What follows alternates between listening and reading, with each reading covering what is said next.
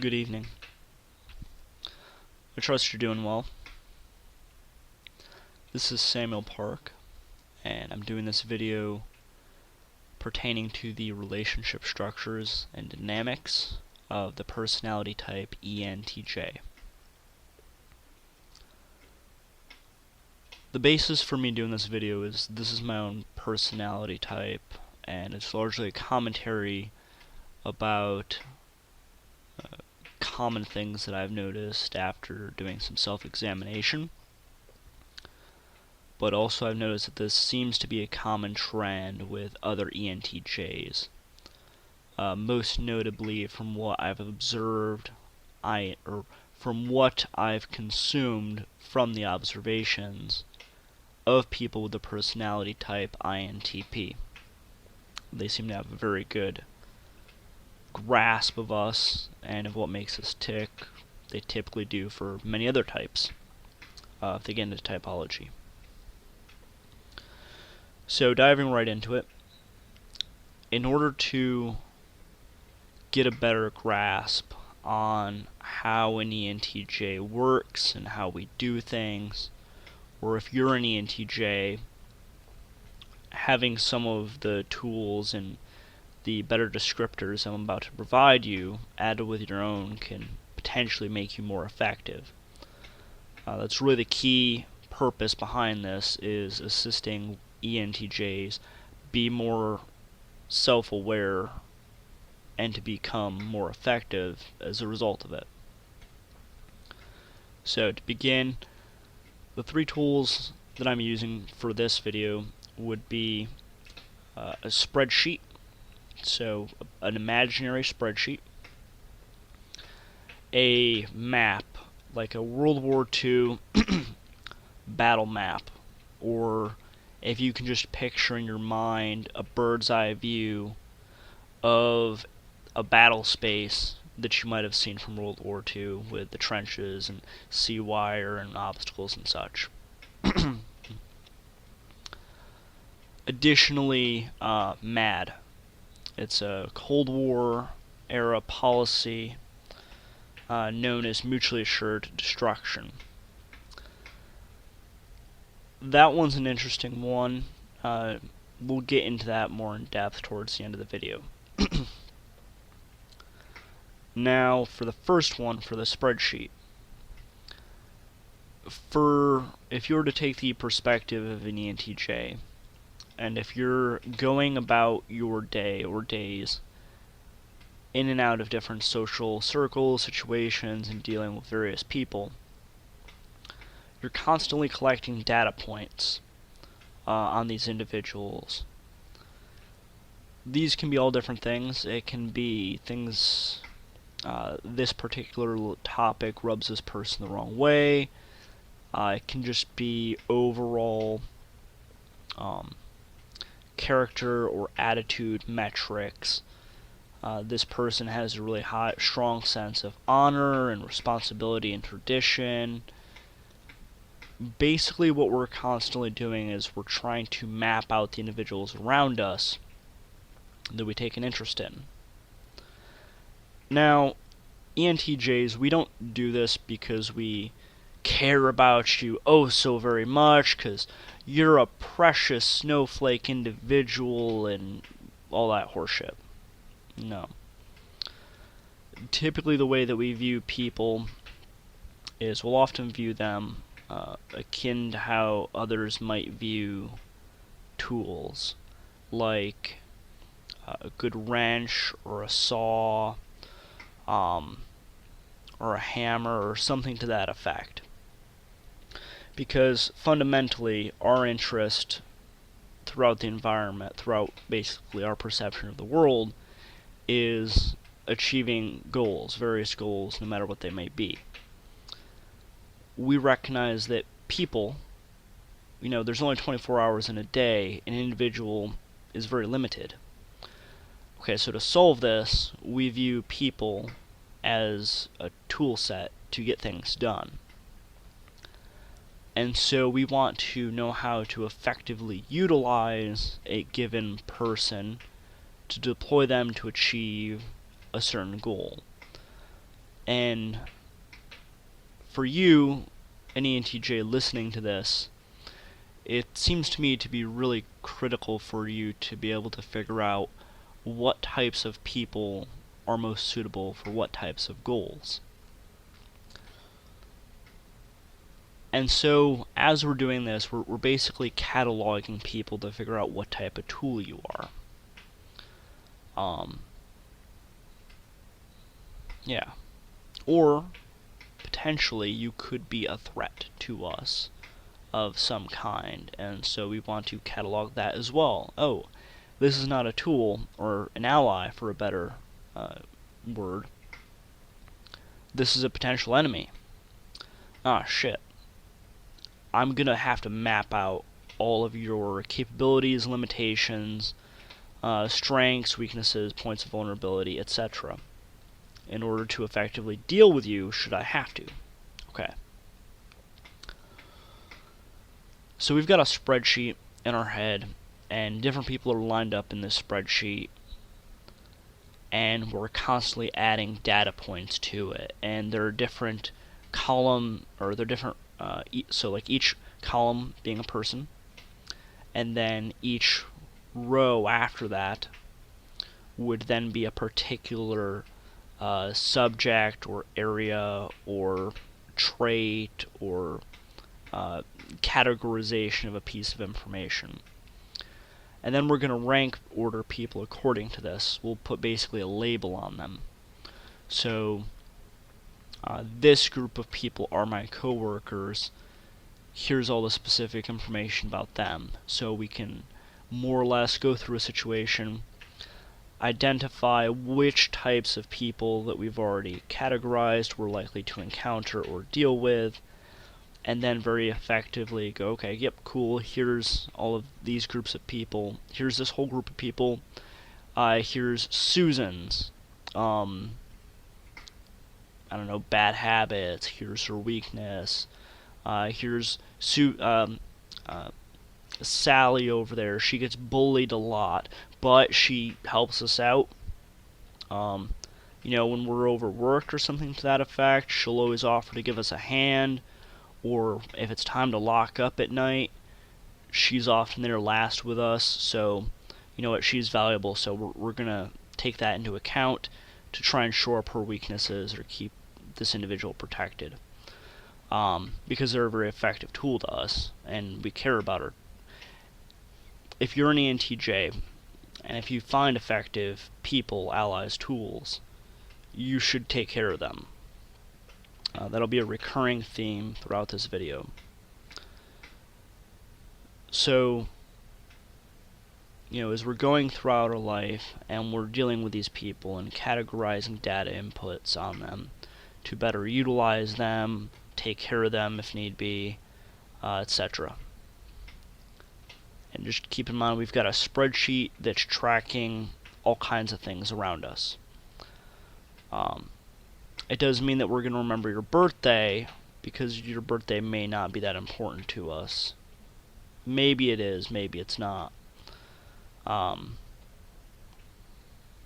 if you're an ENTJ, and you potentially, like myself, know that you often lack on this, having people's birthdays saved into your calendar or whatever, it can be very useful.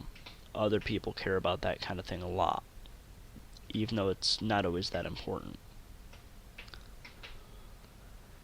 The next tool being the World War II battle space. Now, this is really the best visualization that I can give for how we view the exterior world to us. Effectively, most ENTJs view life as either a game or a battle, or maybe a campaign is a better word. So campaign is really just like the whole war, and then the battle is a specific fight. And so we go through life, through war, and we fight various battles in it. Now, during these battles, we have a headquarters, and it's a building. So think of it like a building, and this building houses our vulnerabilities. It houses our inner circle of people. It houses our critical information, stuff that is basically that could be used to damage us. And outside of this building, there are various concentric rings and zones. So this would be basically many lines of sea wire, trenches, obstacles, and there are roads going from the outermost part with checkpoints, and it's not a straight road, it's usually winding, that then comes to that HQ. Now bring this back to the social dynamic. Other people exist outside of this HQ for the most part, in some distance. People who we deem as unknowns, untrustworthy, potentially dangerous, are way away for the most part. And this is usually, we're talking about like artillery type range away. So that if we need to launch an attack, we can, but they're not close enough to do us any real damage. We don't let people in emotionally get close to us. As we get to know people, and a key thing with an ENTJ is basically trust or loyalty. And the more you demonstrate your loyalty and trust in us, ideally the closer we'll let you come in, comparatively to other people. For you and ENTJ, you may have to give a bit of trust or loyalty to an individual to let them get in closer to determine to what extent can you trust them. And so with this, my fellow ENTJs, I recommend that you really conceptualize this battle space. How close are you willing to let different people get? And with what information are you going to trust whom? One very useful tactic to do is typically if you're putting out a line of, let's say, sea wire. It's kind of like barbed wire, but it's in a big, it looks like a giant slinky from hell, but spread out. So it's a big circular line of wire with barbs in it. And when you construct this big ring of barbed wire around you, you want to pull in certain parts of it.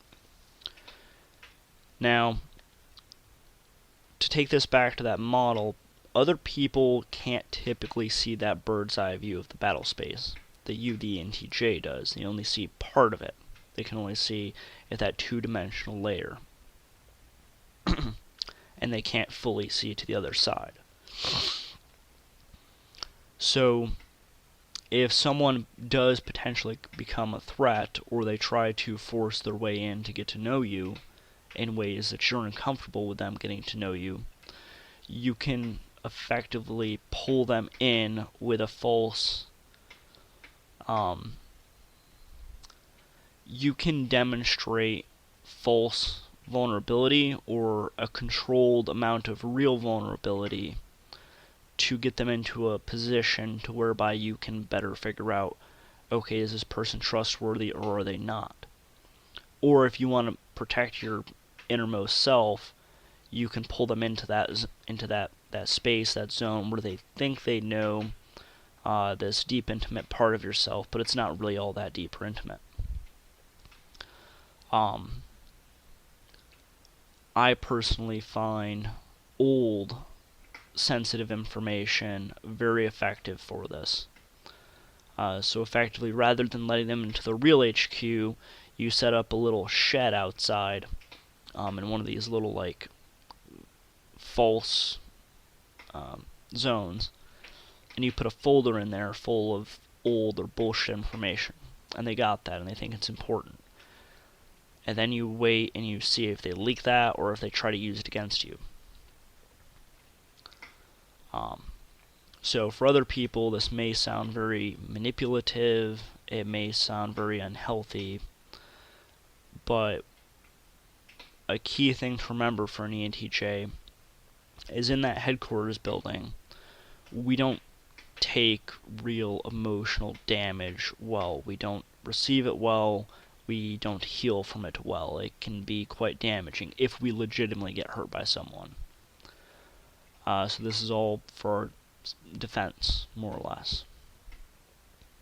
So remembering, if you're dealing with an ENTJ, or if you are an ENTJ, life is a battlefield, or a game.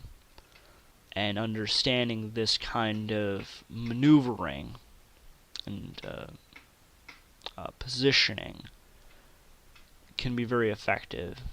One, to get to know us and how we work, and to have that understanding. Two, if you're an ENTJ, really formulating this can be extremely helpful.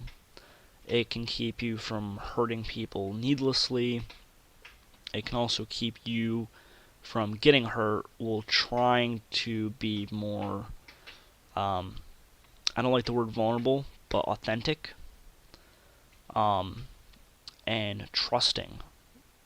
Yeah, authentic and trusting with people. Give them little bits of trust at a time.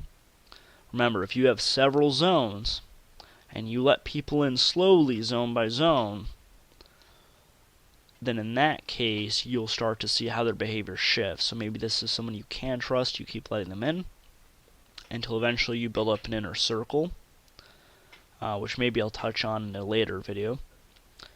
Or they betray you to some extent, so they get a hold of that information, and then suddenly you hear it buzzing on the radio waves. Cool, don't trust that person. Yeah. The last tool, M.A.D, mutually assured destruction, for an ENTJ is effectively if you let someone get in closer and closer into you, and you build up those data points in that spreadsheet. So you basically got this file folder in your head of this person, and whether they do it consciously or not, they probably have one of you too. ENTJs were really, really, really about this. I think other people do it to a lesser extent, or other types do it to a lesser extent. As you're building up this file folder for this person, and as they are more privy to sensitive information, or to your more critical inner thoughts,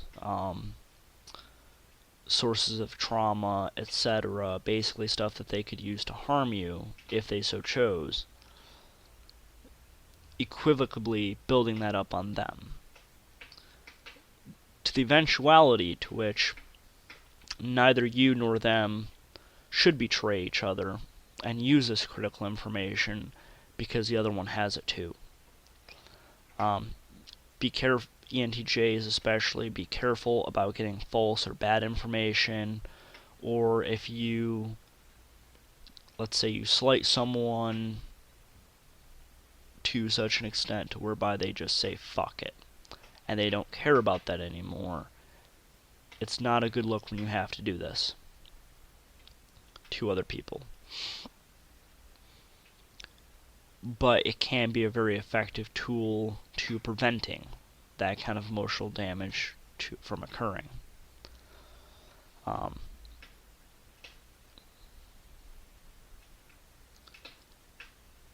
We're not a type that will build many deep human connections. We will typically develop working relationships.